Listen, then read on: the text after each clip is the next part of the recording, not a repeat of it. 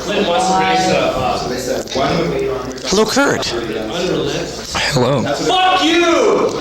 Isn't it sister? And we're backstage here, right? It must have to be that way. He's a Do you admire, what's his name, Geraldo Rivera? Geraldo Rivera. Actually, I waited for that tomb to open. Kurt, don't. Yeah, I did too. Did that actually get on I the... thought you were going to just do it on cassette. Wait a second. Well, we always come together. Well, we take the audio, but... You want me to have my bodyguard get the fuck out of here? So have you ever heard of, do you admire, Dr. Demento? Yeah, he's... 25! I decided I liked him. I thought he was really annoying at first, but now I like him. Remember Pencil Neck Geek? He grew on me. Zachary actually was cooler. Ever heard of Zachary? Back when I was a kid, life was going swell. So something happened, blew everything to hell. Is that case My bad? daddy came in all pale and weak and said the woman reminds at the me of block Kalamazoo gave birth to a pizza. geek. Michigan? Yeah, remember that place in Kalamazoo? Lots of terrible pizza. So, Kurt, I waited outside. How was the Toronto show? How did that go? Because I was in Toronto at that time when you played at Maple Leaf Gardens. Don't say that I'm making any kind of ethnic stereotypes. I'm not making any stereotypes because they're not PC. Do you remember that show at all, Kurt? No. Maple Leaf Gardens in November? It was, I remember that with the little backstage. it was a nice temperature because I think it was an ice hockey rink. Yeah, it was Maple Leaf Gardens. And I waited outside, for a couple hours afterwards, waiting for you guys to leave. How did you eventually leave?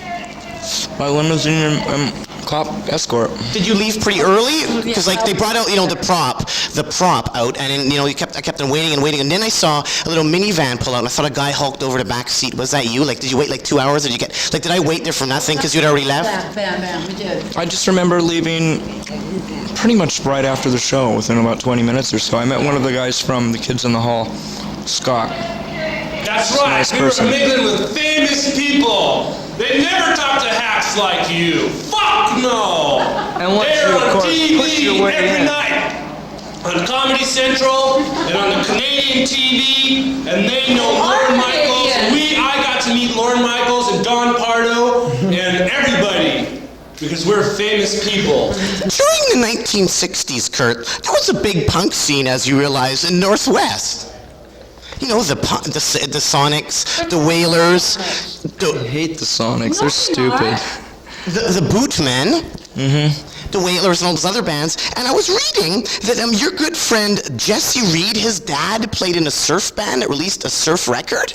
That's true. Isn't that weird that he... How do you know What were they that? called? Where did you read It was that? called the Bagpiper. What was the name of their Where did you read that? band? Come as you are. The Beachcombers. Come as you are. What do you mean come as you are? The book? Yeah. Michael Azarad. He's obsessed with Jesse Reed. Because the Beachcombers, so were they pretty cool? I thought, I love those 60s wailing frat garage bands in Northwest. No, it didn't have much taste. It was he a pretty born generic. again? He's Did born he kick again you out of the now. house? Yes, he did.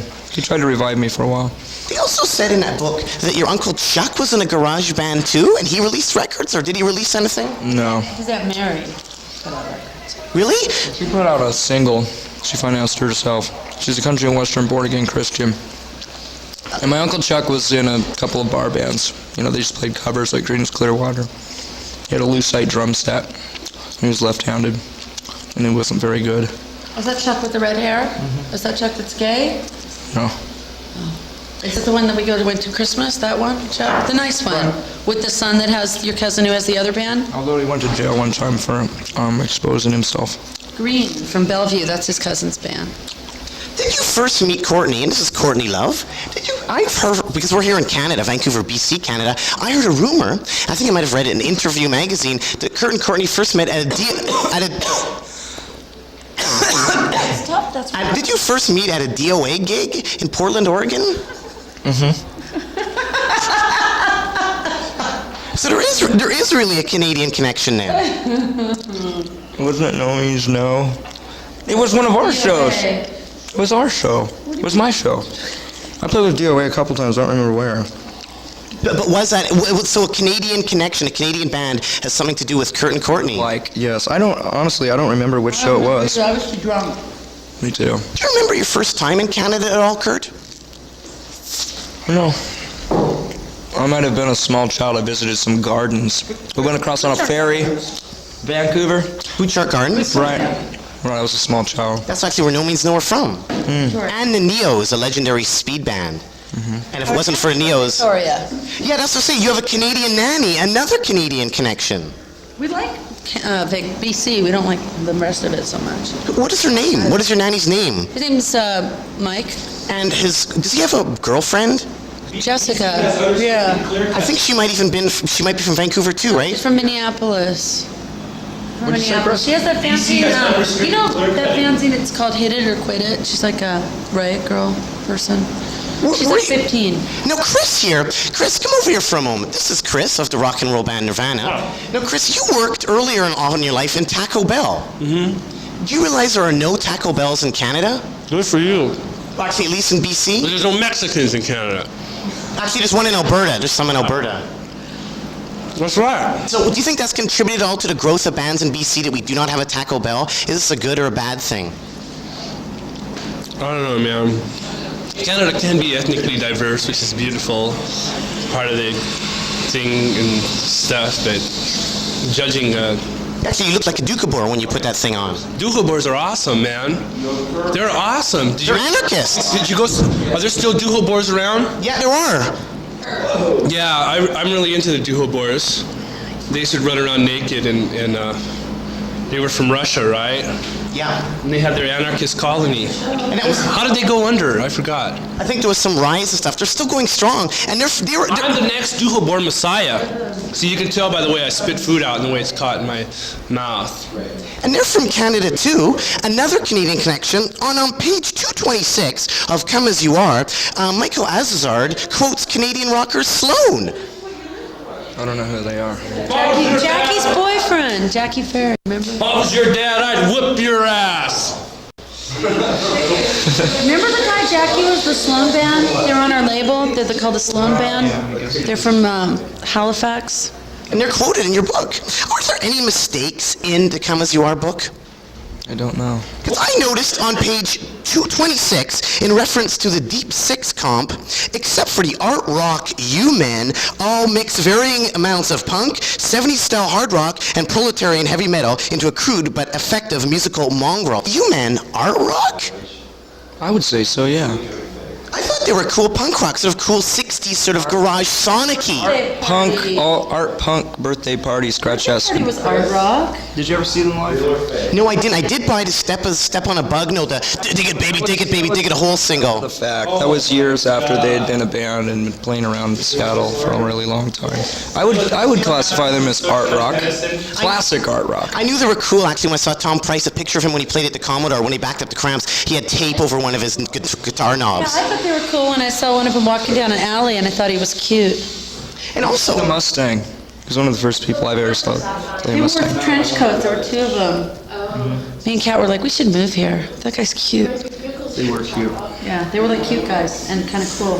That's good for a scene. I think you're desperately trying to start a scene. Is that the deal? no, I just, You want a scene so bad you're going to make one. You're just going to close your eyes till you get one. Is that it? on page 190, Inferiority complex about this scene here. I don't think you should.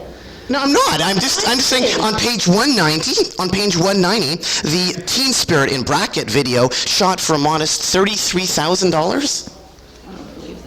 I don't know. That's what it says in the book. Just trying to find errors here with Kurt and Courtney. I haven't read the book. I've skimmed through it a few times, but I've never read it from front to back. And on page 154, the last analyzation, thank you, Kurt and Courtney, on page 154, the book says, the heavy Bonham-esque drumming that Nirvana requires. Yeah, sure. You know the drummer for Pansy Division is from Aberdeen, Kurt? No, I didn't know that. You know, it smells like Queen Spirit? Yeah, I had no idea. Have any other bands come from Aberdeen? The Melvins and Metal Church. What are the thrift shops there like? They're not that great. People didn't have very good taste in the 60s and 70s. You know, usually that's the kind of stuff that I look for. No lava lamps, no cool patterned shirts or anything. Do you ever see any Farfisa mini compact organs? You know, like that quivering vibrato. I'm really desperately looking for one of those. I don't know. Maybe not in Aberdeen. Isn't there also surfing in Aberdeen, like at Westport? I don't know. I've never gone in the ocean. Because apparently it has some I don't rat. want anyone to go into the ocean. There. Didn't you dig for clams? I took for clams a few times, yes. That's going in the ocean. It's the same thing. I know you're going to like this, Courtney, but I also read in Mix Magazine. Oh, you get around. He reads more magazines than me. Well, not really. We get a free subscription at CITR Radio, and this is for CITR Radio. Buy most of the magazines I read. Actually, $5.95 in Mix Magazine, and it said, Butch Vig was talking about the Nirvana Nevermind album, and he said he sampled some guitar riffs. Is this true? I couldn't believe it. Sampled guitar riffs. What is Yeah, that? Andy Wallace does that. He has like a little Macintosh, and he's got a couple like snare sounds and guitar sounds. Sampling guitar riffs, I don't think. No, not riff sounds. I think Andy Wallace sampled a few different sounds for the drums to make them sound better, according to him. What's the idea between putting a lot putting a lot of mics on a drum? I know you say you don't really like the Sonics totally, but I really love that sort of like one guitar. I have to admit, the Sonics recorded very, very cheaply on a 2-track, and they just used one microphone over the drums, and they got the most amazing drum sound I've ever heard. Still to this day, it's still my favorite drum sound. It sounds like he's hitting harder than anyone I've ever known. And I have some good news. Don't you agree? It's amazing. I have some good news for you, Kurt. Do you know that where the Sonics recorded, audio recording in Seattle with Kearney Barton is still around, and you can actually still record there? Really? The young fresh fellows, pioneers in that sound by going at Egg Studio and stuff. They recorded a new track off their CD, their 99 Girls, right at that studio. The Kearney Barton audio. You can check it out. Like the same guy is there that recorded the Sonics. Who was born in 1842? No, he wasn't born in 1842, but I think that band Teen Generate from Japan did that. And in Japan, they don't seem to have too much vinyl, do they? Aren't they into vinyl in Japan? They're into anything classic American, aren't they? I don't know. I don't go there often. Kurt, what is Geffen's position on vinyl? Like, is it easy to release 7 inches? Can you release them domestically? Not usually domestically, only in Europe and England especially. They've always offered to print vinyl for us because they know we like that kind of thing, so it's been no problem. I don't think it ever will be. As long as there's at least one place somewhere that'll print vinyl, they'll still do it. Breeders sold 150 copies of their vinyl in the States. 150 copies. Isn't that weird? I was sort of hoping that there was like some secret Geffen plan. Like, can he actually press vinyl here? Like, do the record companies have vinyl plants? Because at one time, in the 70s, where did Geffen get their vinyl done? If they did it, and are those plants still around? Plants in Canada, isn't that the deal? It's cheaper labor. There's not one in Canada. Jackets. Jacket Made in Canada band. I think some band had their album called Jacket Made in Canada. But It's really clever. But there's no vinyl making place in Canada. Did Geffen have any vinyl places? Do you know of like any weird warehouses? No idea. Was Bleach released in North America by Geffen? No, I think they just bought the rights for Europe just recently. How much did Spencer Eldon receive from the Nirvana camp? A lot. You know why? And Spencer Eldon is who? For the guy from Nirvana, right? The little baby on the cover. Oh, Spencer! Yeah. Oh, that's the guy we're going to have at dinner when he grows up. This Thing. Well, standard. I think with the guys from Nirvana. I don't know. It was a lot cheaper than the picture that we wanted to use.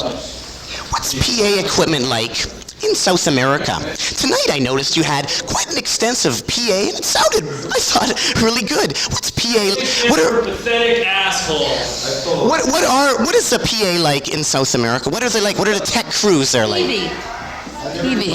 That's right. Univox. Does your tech crew, has it improved your sound? You think like in South America, were they freaking out? What was it like there? I don't remember. Because I once heard. Shot coke with Alice in Chains all night. I don't remember. Did you really custom design a guitar, your own special little model? Yeah. How many models were there, and can I buy one? I don't know. I don't know if it's gone into production yet. I don't know if it'll be available for the public. It's up to them to decide. But I basically what I did is I took a picture of a Mustang, a Polaroid picture of a Mustang and a picture of a Jaguar, and then cut them in half and glued them together and told them to build that. So that's what it is. It's the Jag Stang. Have you ever thought of using an Echoplex? I do. That's so psychedelic furs. Well, actually, To call it that's so Big Kahuna from Girl Trouble. He uses one. I have one. And what's the neat thing about the Echoplex? Every time when you get home from the gig, you can play and hear your last note. Yeah. so it can live on and on and on. Kurt, winding up here, speaking here to Kurt Cobain backstage. What? How about a blowjob, Ahmed? What? What, when it this conked out? Seconds ago. Are you going on television now? I'm not sure. We like taking the audio for radio and maybe for TV someday. Unfortunately, our viewfinder is not working, so we don't even know if picture is coming through. But we're sure hoping that it does. And as I said, we're speaking here backstage at the Forum with Kurt Cobain and the rest of Nirvana here. And I was wondering, what other bands, Kurt, have played in Argentina? Like, you played there. What was it like? And were you one of the first bands to play there, do you know? I don't think so.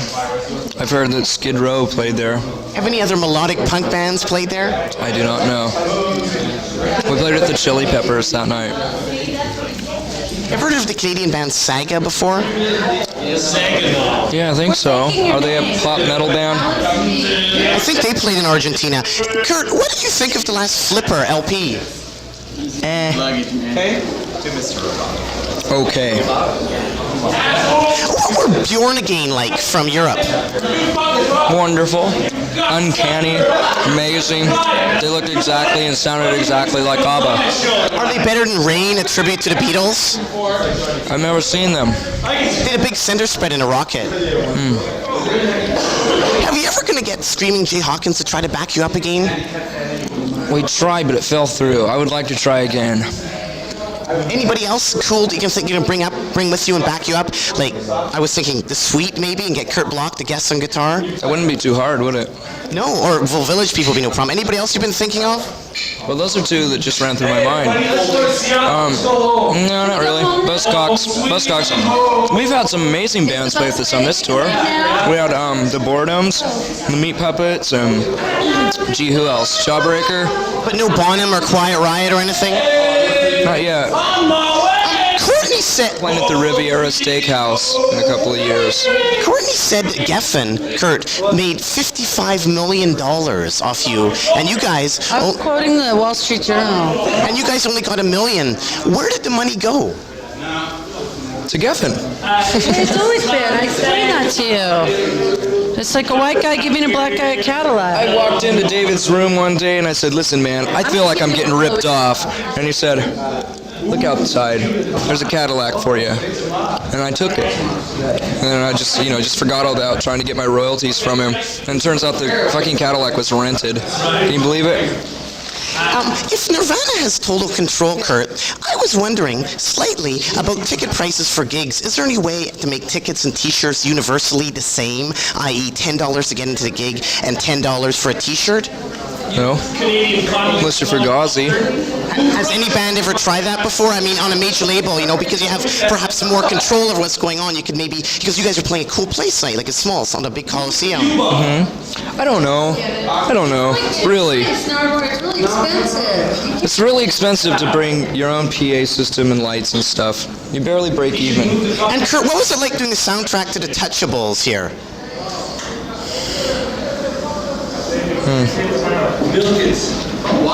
The Touchables. Pretty neat. Do you know you and Axl have something in common, Kurt? Yeah, a lot. You both sing in faked English accents as he does in the Spaghetti Incident on the new UK Subs track. Did you check it out? No, I haven't. Actually sort of kicked ass. That's Guns N' Roses recording of the UK Subs. Because you mentioned in your book that you actually record, or the book about you come as you already some with fake English accents. What can I say? I'm a death rocker. Have you ever thought of partying with Bill Gates at all? Finally winding up here, Kurt? What's that? Bill Gates from Microsoft, partying with Bill Gates? Because, who are the two newest members of the Seattle scene, Kurt? Here's a trick question for you. Bill Gates. Microsoft and Nintendo. And finally, Kurt... In Seattle now? It is. It's based out of Seattle. And finally, Kurt Cobain of the rock and roll band Nirvana. If Frances Farmer will have her revenge on Seattle, who will have their revenge on Vancouver? Pete Reno. Is Wagner from here? Who? I don't know. Eddie Munster. Eddie Munster. He's from Vancouver, right? Kurt? Pete Reno, I said it. Who's Pete Reno? You know. Oh, Nardwuar, right. Oh, Mike Reno. That's Mike Renowski, actually. Pete Reno's this half-retarded person that went to my high school. Sorry. And going to be on Exploitation Records? Kurt? Doot-doodle-loot-doo. Kurt? Doot-doodle-loot-doo. Doot-doodle-loot-doo. Oh, Kurt, can we get you to a station ID just quickly, just one? Just for CITR? This one so I can, this one, just for fun? Station ID, Kurt, just CITR radio? CITR radio. And who are you? Nardwuar's cousin. Which, Take that, yeah. can you say I'm Kurt and you're listening to CITR radio? I'm Kurt and you listen to CITR radio. I'm Kurt Cobain and you're listening to CITR radio? No, you're not. Bye. Okay, is everything okay? Courtney?